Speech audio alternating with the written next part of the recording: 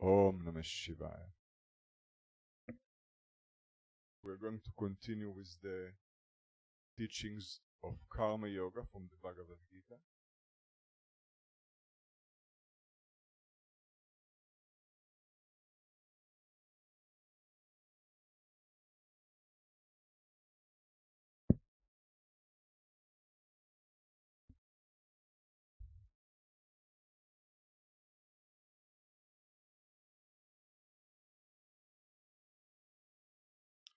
Yesterday we saw that Lord Krishna, in verse 39 of chapter 2, tells Arjuna that he's going to teach him. He says, now listen to the wisdom concerning yoga or karma yoga, endowed with which, O Arjuna, you shall cast off the bonds of action. So Lord Krishna tells Arjuna, now listen, I'm going to teach you wisdom or knowledge concerning yoga, which here means karma yoga. So you're going to learn wisdom concerning action, by which you are going to remove the bonds of action, bondage of karma. And we explained what is the bondage of karma.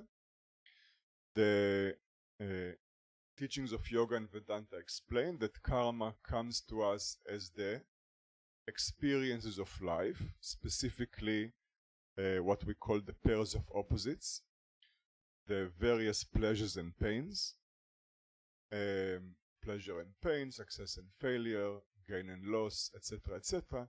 These are the experiences of what we call prarabdha karma. They are unavoidable, they are inevitable, and they cannot be removed.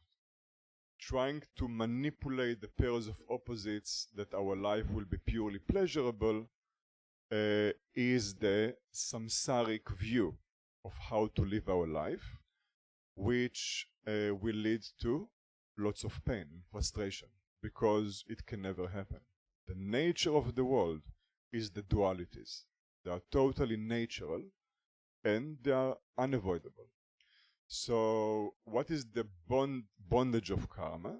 The bondage of karma is our emotional reactions as raga and dvesha, or attractions and aversions, to the unavoidable pairs of opposites.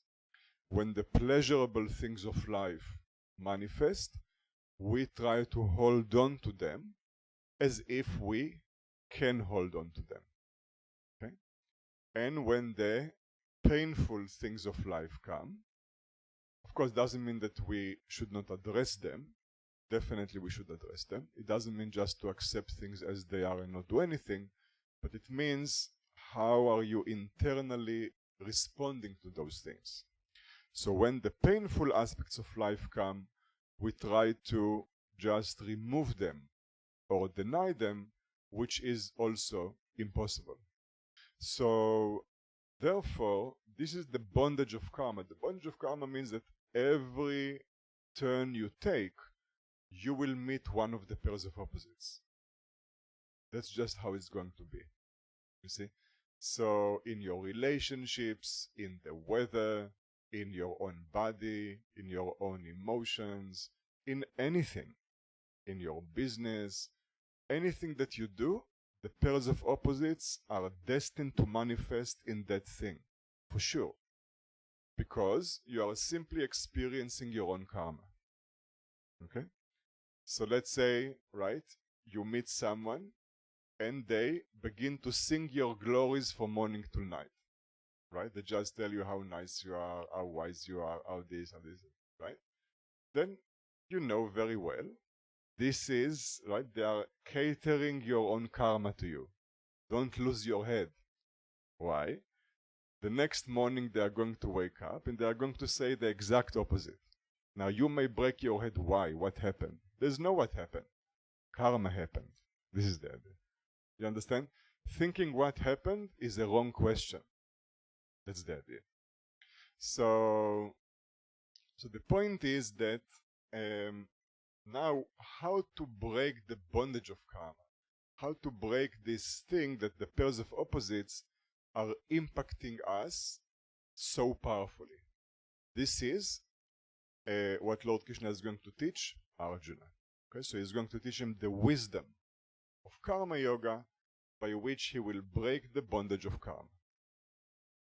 And we said the bondage of karma is equal to the misery of samsara. Okay.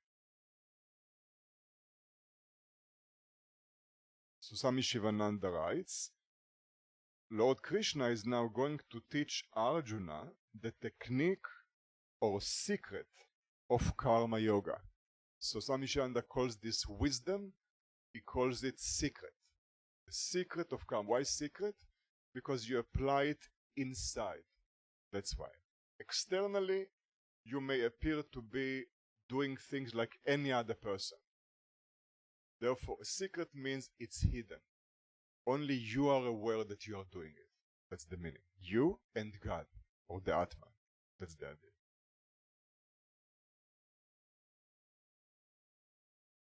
Okay, so Lord Krishna is now going to teach Arjuna the technique or secret of karma yoga, endowed with which he or anybody else can break through the bonds of karma.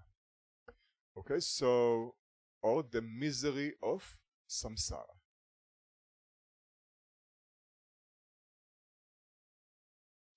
The karma yogi should perform work. So now Swami Shivananda explains what Lord Krishna is going to explain Arjuna. Okay? He gives us a preview, basically. The karma yogi should perform work without expectation of fruits of his actions. Okay, so so performing actions without expectations, or expectations means attachment, right? So to be emotionally attached to the result. Now, which result are we attached to? We are attached to the result being a pleasurable result, as we see it. See, we see certain selfish rewards that should be the outcomes of our actions, and all our mind is geared towards this result. But Lord Krishna teaches in the Bhagavad Gita, He means God, Ishvara, is the dispenser of the fruits of actions. So God is called Karma Pala Data, meaning the one that is bringing you the fruits of your actions, moment by moment, internally as your thoughts and emotions, externally as the events in your life, is God. Okay? This is what both yoga and Vedanta are teaching us. That God, or Ishvara, is the dispenser of the fruits of actions. Therefore, Lord Krishna teaches, your right is to work, but never for the fruit. Why? The fruit is not in your hand. It is coming purely from God. So when Swami Shivananda explains, because he begins to explain the secret. What is this secret? When we act, we should try not to act being attached to the fruit. How do you do that? So it doesn't mean, you see, not being attached doesn't mean not caring. Actually, not being attached is the opposite of not caring. It means caring a lot. Why? The more we are attached, the less we are able to care. Because we care only about our own egotistic affairs. So we cannot really care. You understand?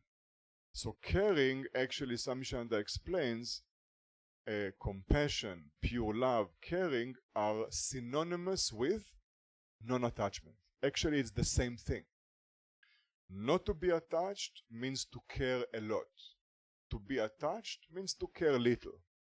Because the mind is so preoccupied with its own attachments and desires, every now and then it can think about someone else. This is the idea. You understand? So So the point is that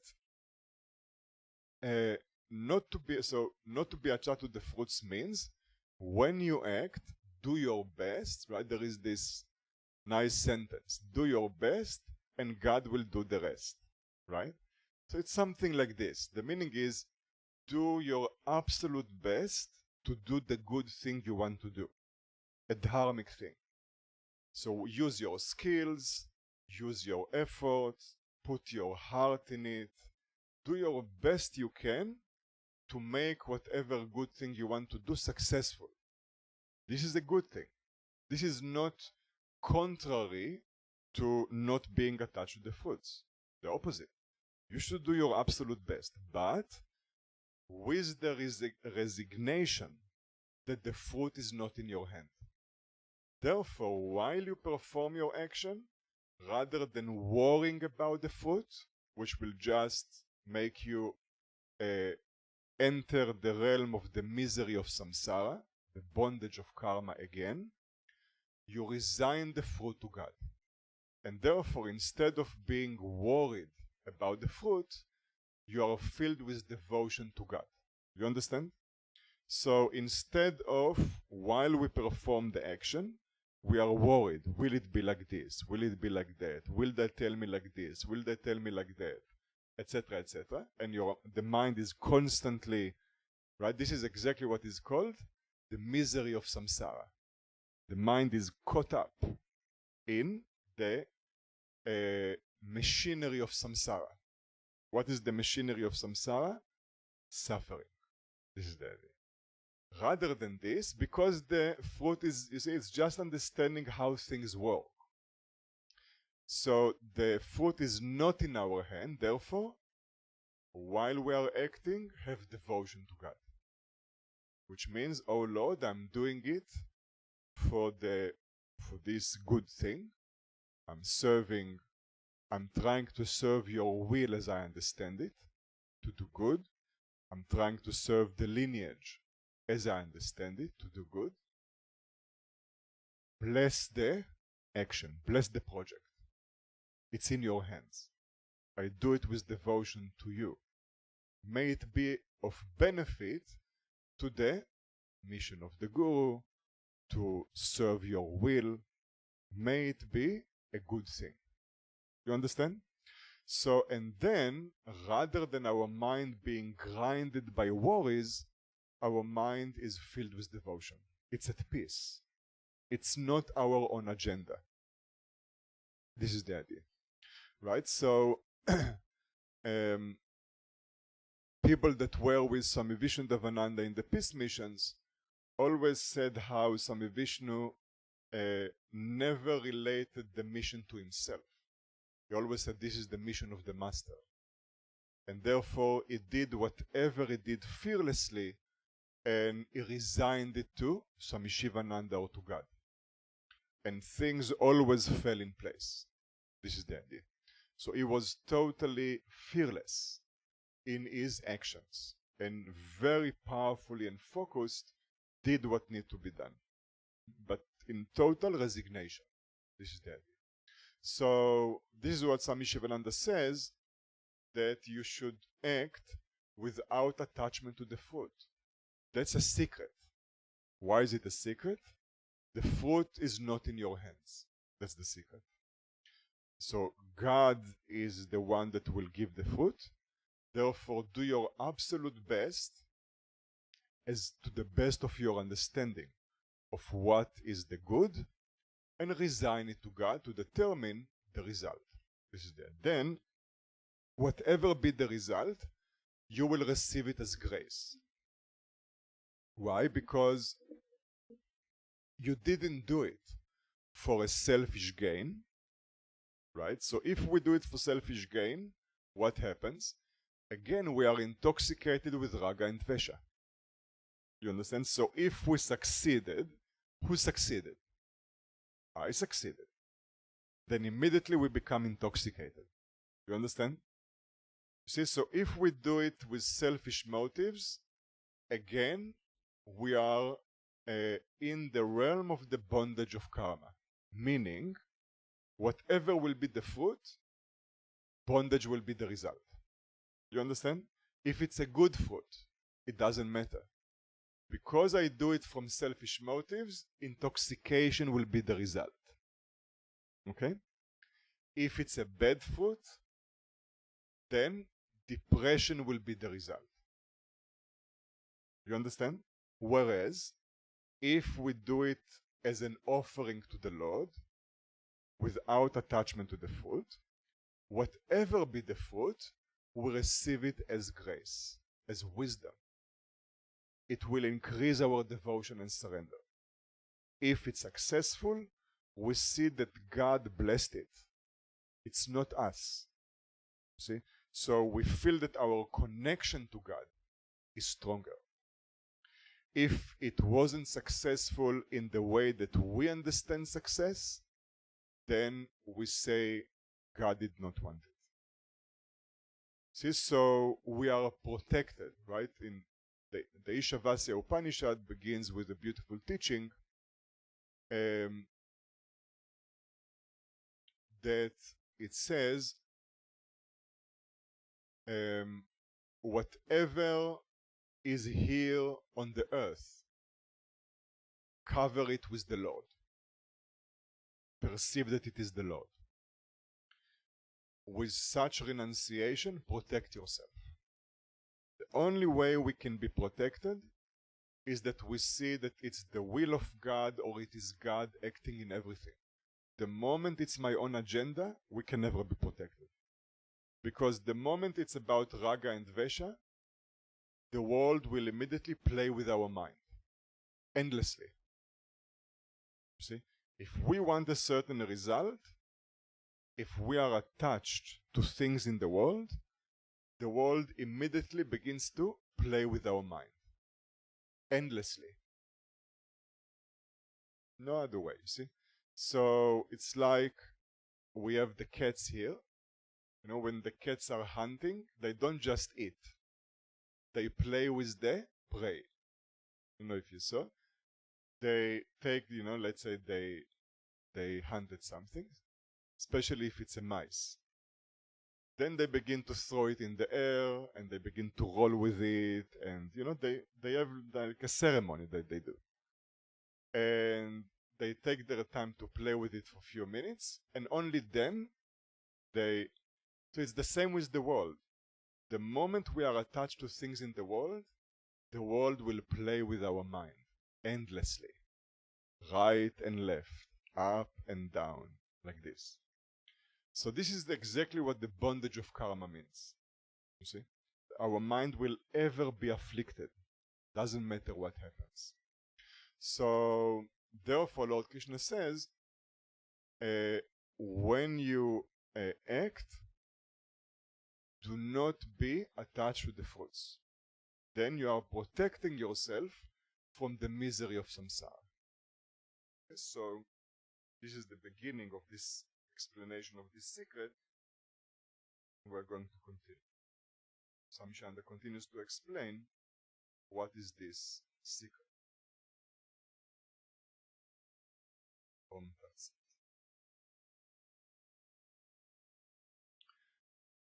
Om, Om, Om.